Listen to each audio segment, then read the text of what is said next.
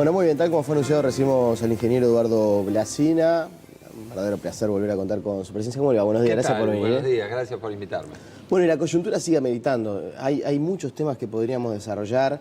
Hubo una comparecencia en las últimas horas en el Parlamento, en el mes agropecuario. Ya vamos a estar hablando sobre eso, pero yo, casi que como un mea culpa, me parece que estamos prestando poca atención a lo que está sucediendo en Argentina en las últimas horas. Por si alguien no lo sabe, en el vecino país el dólar alcanzó su máximo histórico, cerró a 23.50, estaba hace algunos meses nada más a 15, 16 pesos, hoy está a 23.50.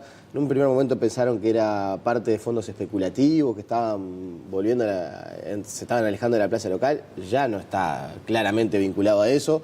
Y uno, claro, quizás ahora la dependencia con Argentina ya no es tanta como era hace algunos años. Hace 15 años estaríamos todos en una especie de pandemonium viendo lo que va a suceder. Pero no deja de ser irrelevante e importante, hablando sobre todo en tema de competitividad. ¿Cómo impacta eso en el campo, lo que está sucediendo en Argentina hoy? Y bueno, por lo pronto también empezó a subir el dólar aquí en Uruguay. Ayer cerró arriba de 29 pesos, veníamos con un dólar en 28 desde hacía muchísimo tiempo.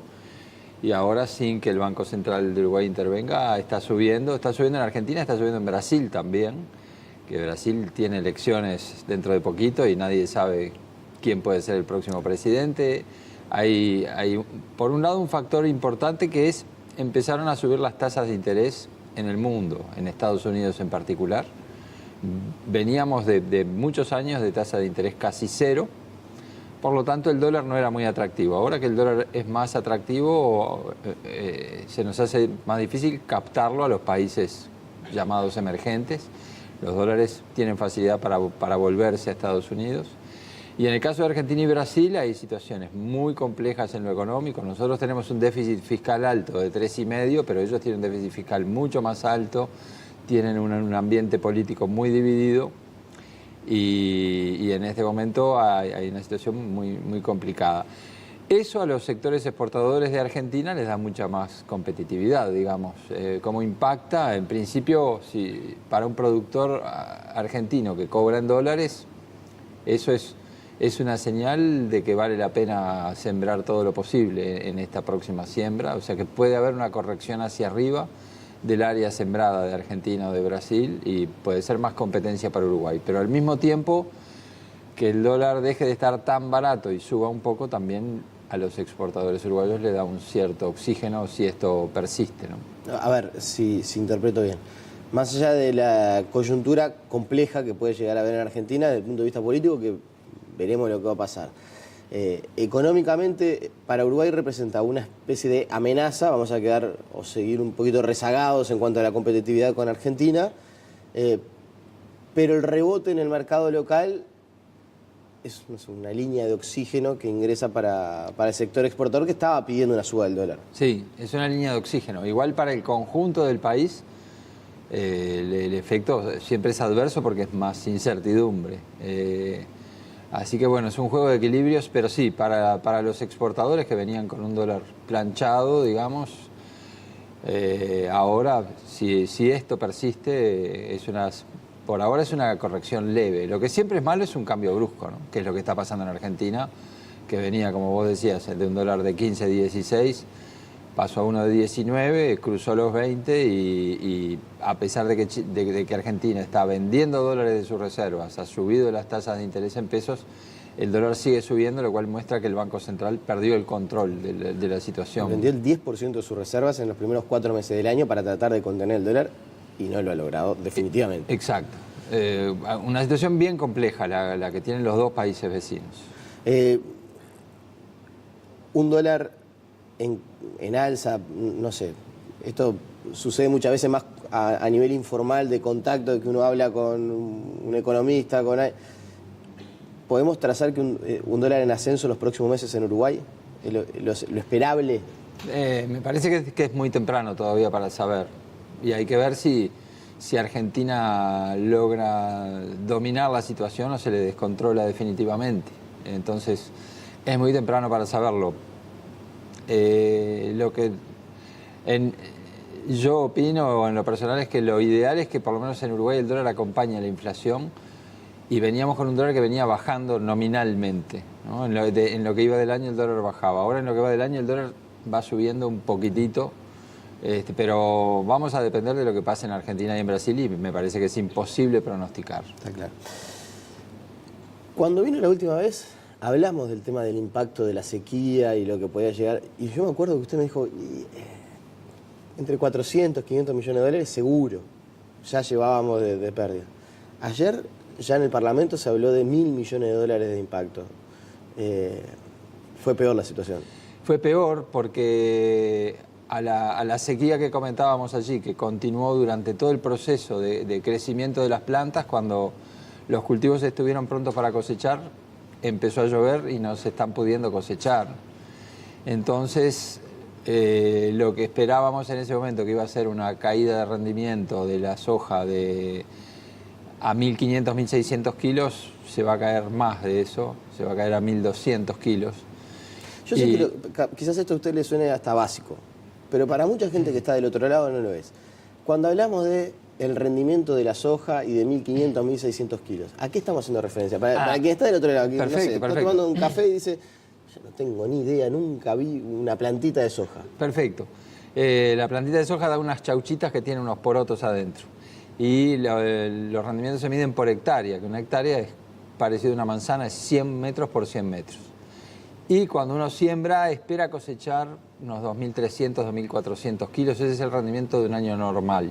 2.300, 2.400 en un año normal. Si no llovió mucho, pero tampoco poco. Exacto. Si las condiciones más o menos acompañan, 2.300, 2.400. Un año que no fue perfecto, no fue ideal, pero tampoco fue muy malo. 2.300, 2.400 kilos. El productor entra con la cosechadora levanta, él espera levantar 2.300, 2.400 ¿2017 cuántos kilos? 2017 fue un año perfecto, por eso te decía, y se llegó a 3.000 kilos. 3.000 kilos. Pero fue como si hubiera tenido riego en el momento exacto que lo precisaba. Un año muy, muy bueno. Y ahora nos vamos al otro extremo, que es 1.200 kilos, es lo que se está estimando. ¿1.200? 1.200. Para mucha gente es perder mucho dinero.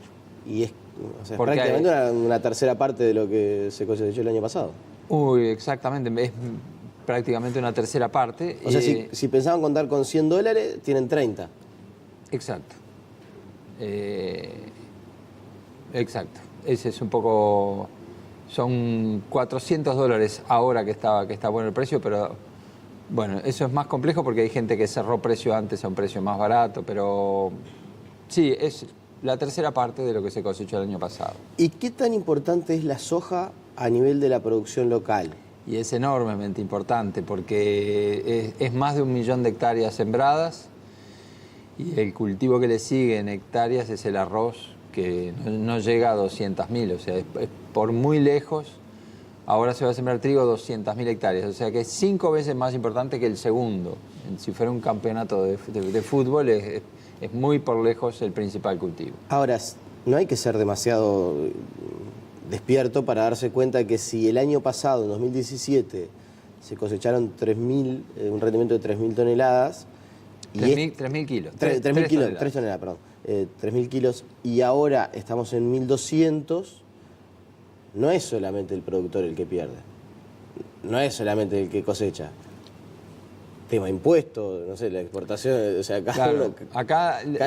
hay aporte de IVA, el transportista, o sea, la cadena se está viendo resentida. Sí. Lo otro que vale la pena decir es que, porque mucha gente dice, bueno, cuando cosecharon 3.000 la hicieron toda, y en realidad el problema que hay es que cuando cosecharon 3.000 el año anterior, apenas cubrieron los costos. Eso era lo que ya generaba mucha alarma, que con un rendimiento excepcionalmente bueno, apenas se cambiaba el dinero. Entonces, por eso era la preocupación del alto costo, ¿no? Entonces, el año anterior la llevaron ahí sin que sobrara mucho para hacer reservas. Y sí, esto es semilla, es fertilizante, es la protección de los cultivos, es el trabajo de quien cosecha, que muchas veces es un servicio contratado, es pagar salarios, es pagar impuestos. Pero entonces no es tan exagerado cuando se dice, ojo porque la cadena de pagos está comprometida.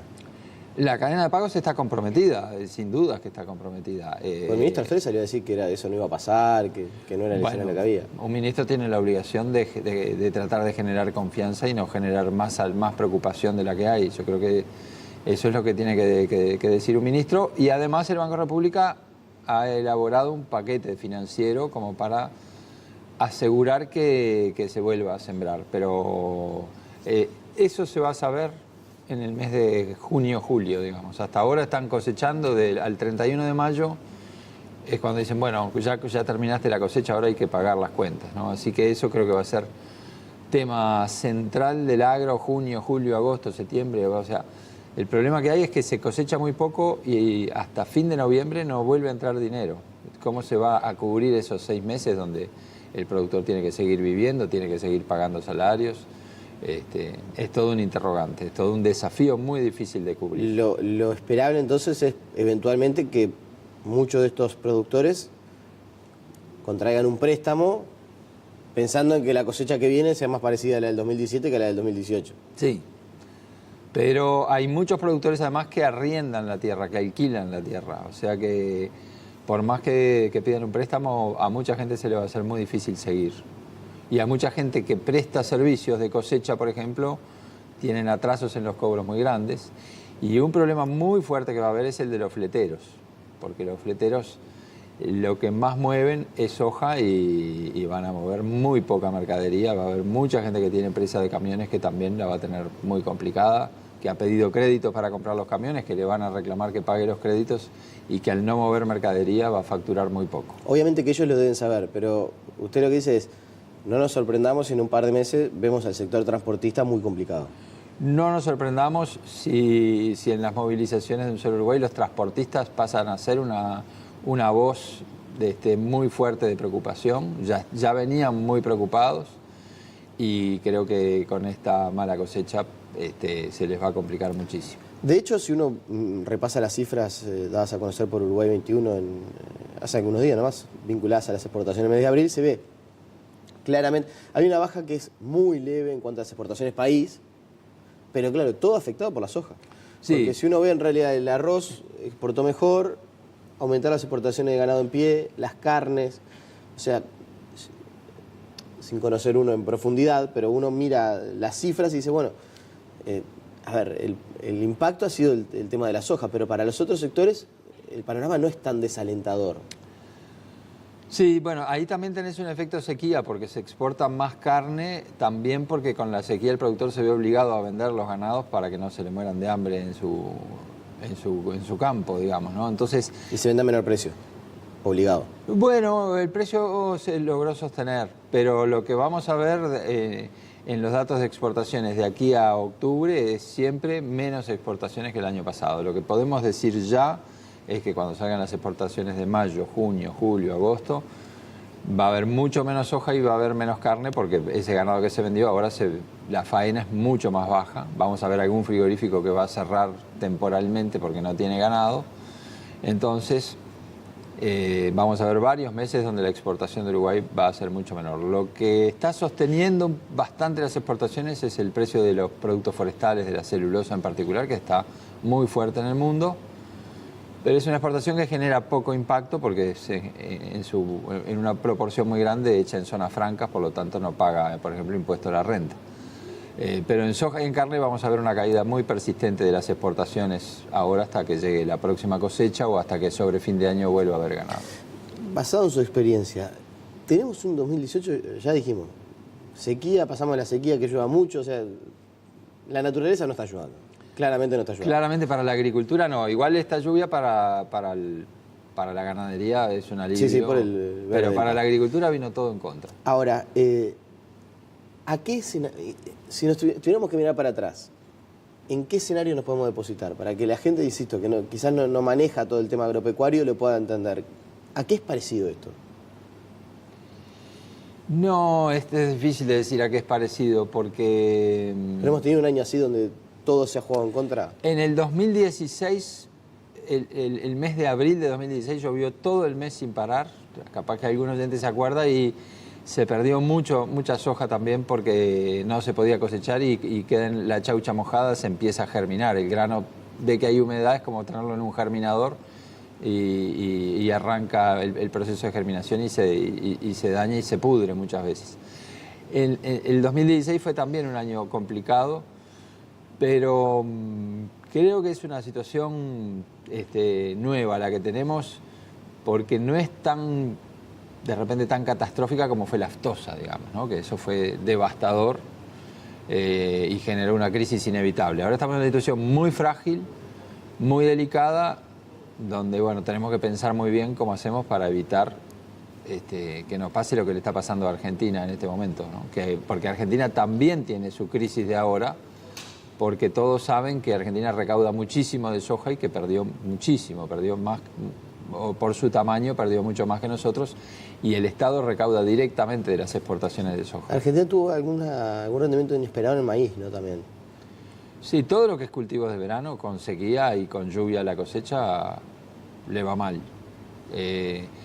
Entonces, lo que podemos tener es un cambio de tendencia de dólar. Eso sí podemos tener, porque entran menos dólares por exportaciones, porque hay una situación frágil, porque los dólares que entraban tal vez ya no entran tan alegremente. Entonces, eso me parece que es para la gente que no está vinculada al agro, lo interesante a mirar es, veníamos con un dólar que estaba siempre presionado a la baja, que el Banco Central nos decía que bajaba en todo el mundo, que tenía que comprar para que no cayera más. Tal vez eso ahora cambia. No sería, por lo que me queda claro, no sería inesperado y hasta no estaría mal para el sector agropecuario un dólar más cerca de 30 que de 28 como estaba hasta hace unos días. Sí, no sería sorprendente y no vendría mal un dólar cerca de 30, pero como siempre lo brusco es malo. Lo que sería malo es que se disparara a 30, arriba de 30, digamos, que pasara como en Argentina, que hay que tratar de atajarlo y no se ataja. Pero no sería de extrañar que el dólar hubiera que corregir la proyección de acá a fin de año y tuviéramos un dólar que pueda terminar el año arriba de 30. Lo cual encarece todo lo importado, encarece los electrodomésticos, encarece algunas cosas, va a generar una retracción del consumo tal vez y le va a generar un dolor de cabeza a la recaudación del gobierno, porque la recaudación por consumo era lo que venía un poco sosteniendo las cuentas y hay que ver si eso se va a sostener en el mediano plazo. Sí, la recaudación del gobierno además ya afectada, ya lo veíamos por el tema de la soja. Yo insisto, si perdemos 1.000 millones de dólares sector agropecuario, hay ahí un tema de recaudación también por venta de... Sí, y hay lo que se llama un efecto multiplicación, porque es eso, la soja paga el camionero, paga el que trabaja en la cosecha, y ese va al almacén, y entonces en los pueblos del interior y en las ciudades del interior se nota una retracción de la actividad muy fuerte, se nota que la gente va menos a los bares, a los restaurantes, el comercio del interior lo siente mucho y por eso es que, bueno, hay veces que tal vez de la capital no nos damos cuenta de una situación que en el interior es bastante difícil. Eduardo Blasina, como siempre un placer y bueno, lo volveremos a convocar. ¿Cómo no, Nicolás? Como decíamos, este tema va a dar bastante va a seguir dando tema durante todo el año. Le agradecemos su presencia. La pausa y enseguida estamos con mucha más.